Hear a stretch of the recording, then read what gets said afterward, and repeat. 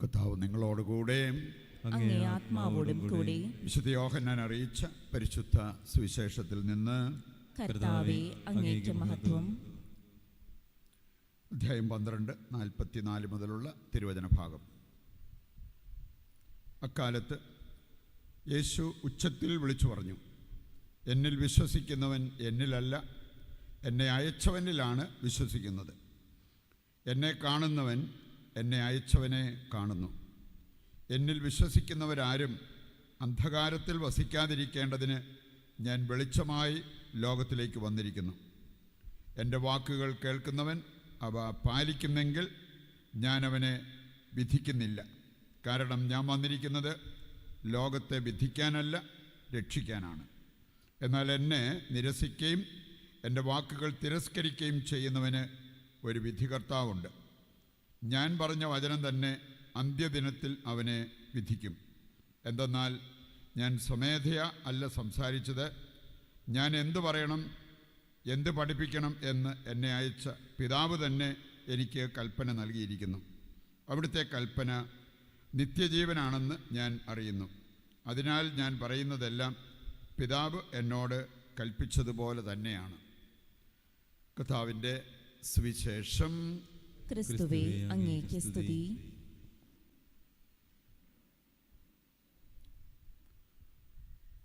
ഈശോയിൽ പ്രിയപ്പെട്ടവരെ, ഇന്നത്തെ ആദ്യ വായനയിൽ നമ്മൾ കേട്ടൊരു കാര്യം, ദൈവവചനം വളർന്നു വ്യാപിച്ചു. ലൂക്കാ 8:11 നമ്മൾ കാണുന്നൊരു കാര്യമുണ്ട്, വചനം വിത്താണ്. നമുക്കറിയാം വിത്തിൻ്റെ പ്രത്യേകത, നമ്മൾ ഏറ്റവും നല്ലത് സെലക്ട് ചെയ്ത് അത് വിത്തായിട്ട് നമ്മൾ മണ്ണിൽ പാകും. അങ്ങനെ ഒരു നല്ല വിത്ത് പാകിയാൽ അത് വളരും. അതിന് നമ്മൾ വേണ്ടതുപോലെ വെള്ളവും വളമൊക്കെ കൊടുത്തു കഴിഞ്ഞാൽ നന്നായിട്ട് അത് ഫലം പുറപ്പെടുവിക്കും. ദൈവവചനത്തിൻ്റെ ഒരു പ്രത്യേകത, ഇതാരെങ്കിലും പാകണം, നന്നായിട്ട് അതിനെ പരിചരിക്കണം. അങ്ങനെയെങ്കിൽ ആ വചനം വളരും, വ്യാപിക്കും എന്നുള്ളത് ഇന്നത്തെ ആദ്യ വായനയിൽ നമ്മൾ കണ്ട ഒരു കാര്യമാണ്. ഇങ്ങനെ ഒരു കാര്യം സംഭവിക്കാൻ ആദിമ ക്രൈസ്തവ സമൂഹം ചെയ്തൊരു കാര്യം കൂടി ഇന്നത്തെ ആദ്യ വായനയിൽ നമ്മൾ കേൾക്കുകയുണ്ടായി. 3 കാര്യങ്ങളുടെ ഒരു കോമ്പിനേഷനാണ് അവിടെ പറഞ്ഞിരിക്കുന്നത്. ഒരു പ്രാർത്ഥിച്ചു, ഉപവസിച്ചു, കൈവപ്പ് ശുശ്രൂഷ നടത്തി. ഈ 3 കാര്യങ്ങൾ ദൈവത്തിൻ്റെ വചനം നമ്മളിലൂടെയും വളരണമെങ്കിൽ നടക്കേണ്ട കാര്യങ്ങളാണ്. ഇന്ന് മാനുഷികത വളർന്നിട്ട് ഒരുപക്ഷെ ദൈവത്തിൽ ആശ്രയിക്കുന്ന ആ ഒരവസ്ഥ കുറഞ്ഞിട്ട് ഈ കാര്യങ്ങളെല്ലാം അപ്രസക്തമായി. പ്രാർത്ഥന, ഉപവാസം, അഭിഷേക പ്രാർത്ഥന, ഇവ നമ്മൾ സ്വീകരിക്കുമ്പോൾ ദൈവമാണ് അവിടെ പ്രവർത്തിക്കുക. നമ്മൾ കുത്തിയിരുന്ന് പ്രാർത്ഥിക്കുമ്പോൾ കർത്താവ് എഴുന്നേറ്റ് പ്രവർത്തിക്കുന്ന അനുഭവം ഉണ്ടാവും. അങ്ങനത്തെ ഒരുപാട് സംഭവങ്ങൾ ബൈബിളിൽ നമ്മൾ കാണുന്ന. നമുക്ക് കുത്തിയിരുന്ന് പ്രാർത്ഥിക്കാൻ താല്പര്യമില്ല, അതിനേക്കാൾ എളുപ്പ വഴികൾ നമ്മുടെ കഴിവ് പ്രകടിപ്പിക്കുക. അതുപോലെ തന്നെ നമുക്ക് വേണമെങ്കിൽ സ്വാധീനമുള്ള വ്യക്തികളിൽ ആശ്രയിക്കുക. ആ വഴിക്ക് പോയാൽ കുറച്ചുകൂടി എളുപ്പമുണ്ട് എന്നുള്ള ആ ഒരു ചിന്താഗതി പലരെയും പിടിച്ചിരിക്കുന്നത് കാണാൻ പറ്റും. നിങ്ങളുടെ കുടുംബത്തിൽ പ്രാർത്ഥനയുണ്ടെങ്കിൽ, കുടുംബത്തിൽ ഒരാൾ മരിച്ചുപോയെന്ന് പറഞ്ഞാലും ആ കുടുംബത്തെ കർത്താവ് താങ്ങി നിർത്തും. കാരിസ്ഭവന് ആവശ്യത്തിൽ പ്രാർത്ഥനയുണ്ടെങ്കിൽ ഇവിടുന്ന് ആര് മാറിപ്പോയാലും ഈ ഭവനത്തെ കർത്താവ് താങ്ങി നിർത്തും. കാരണം പ്രാർത്ഥിക്കുന്നവർ ദൈവത്തിൽ ആശ്രയിക്കുമ്പോൾ ദൈവം അവർക്കായി പ്രവർത്തിക്കും. വ്യക്തികളെക്കാൾ ദൈവത്തിൽ ആശ്രയിക്കണം എന്നുള്ളത് കർത്താവിൻ്റെ വചനം കൃത്യമായിട്ട് നമ്മെ പഠിപ്പിക്കുന്നൊരു കാര്യമാണ്. സങ്കീർത്തനം 118 വചനം കാതലായൊരു സന്ദേശമാണ് നമുക്ക് തരിക. മനുഷ്യരിൽ ആശ്രയിക്കുന്നതിനേക്കാൾ കർത്താവിൽ ആശ്രയിക്കുന്നതാണ് നല്ലത്. കർത്താവിൽ ആശ്രയിക്കുന്നവരായിട്ട് നമ്മൾ മാറുന്നത് പ്രാർത്ഥിക്കാനും ഉപവസിക്കാനും ഈ അഭിഷേകം ഏറ്റെടുക്കാനുമൊക്കെ നമ്മൾ തയ്യാറാകുമ്പോഴാണ്. ഇങ്ങനെയുള്ള കാര്യങ്ങൾ എടുക്കാനും കൊടുക്കാനും നമുക്ക് സാധിക്കണം.